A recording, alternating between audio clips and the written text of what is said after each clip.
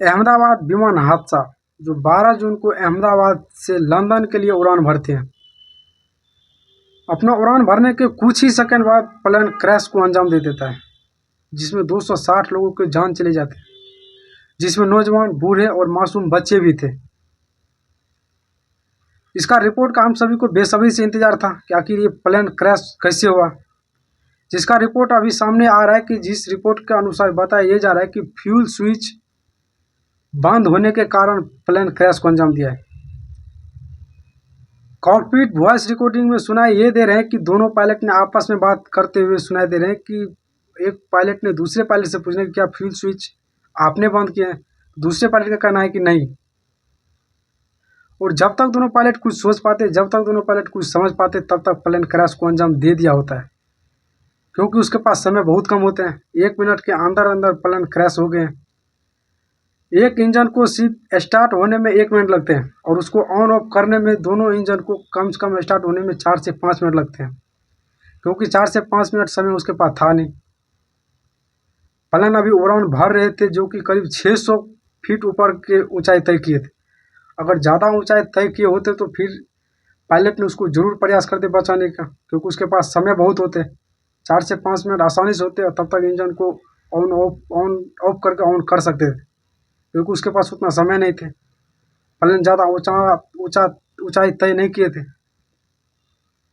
फिर भी एक इंजन स्टार्ट हो गए थे। एक इंजन ने एक गिरता हुआ प्लेन को, जो कि बहुत तेजी से नीचे आ रहे थे, एक इंजन उसको कंट्रोल कर पाना मुश्किल ही था।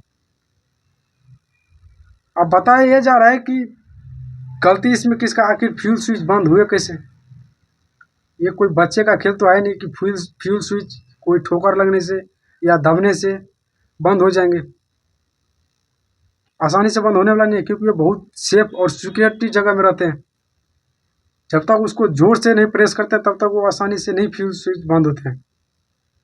हालांकि इसका रिपोर्ट अभी आना बाकी है। इसका रिपोर्ट अभी आएंगे, पूरा तरीका से साफ नहीं हुआ है। लेकिन हमको और पब्लिक को यही लगता है, जिस हिसाब से पब्लिक का भी मन है, कि ये सारे जिम्मेदारी जो है इसका सारे जिम्मेवार पायलट पे दिया जा रहा है। हालांकि ये पायलट एक अपना आप को, ये अपना जान जोखिम में कैसे डाल सकते हैं।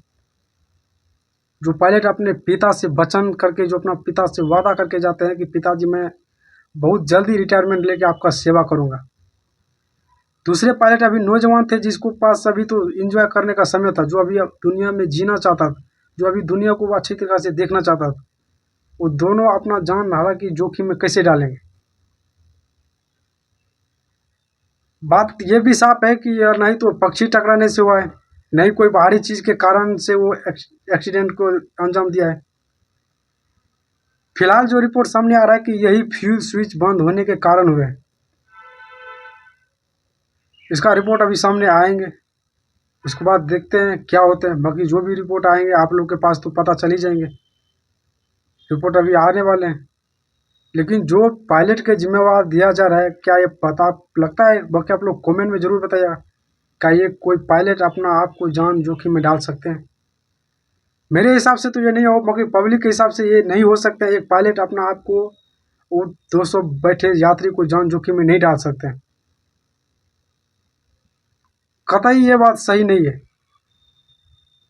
जो रिपोर्ट बनाए हैं, जिसने रिपोर्ट को जारी किया है, उसे एक बार फिर से मौका अभी लगे हैं, फिर से रिपोर्ट जारी करेंगे। बाकी हम लोग सभी का बेसब्री से इंतजार होंगे। हालांकि जो ये भी रिपोर्ट सामने आया है वो रिपोर्ट आप तक पहुँचे गए होंगे। आप लोग बाकी इंतजार कीजिए, बहुत जल्दी रिपोर्ट आ जाएंगे।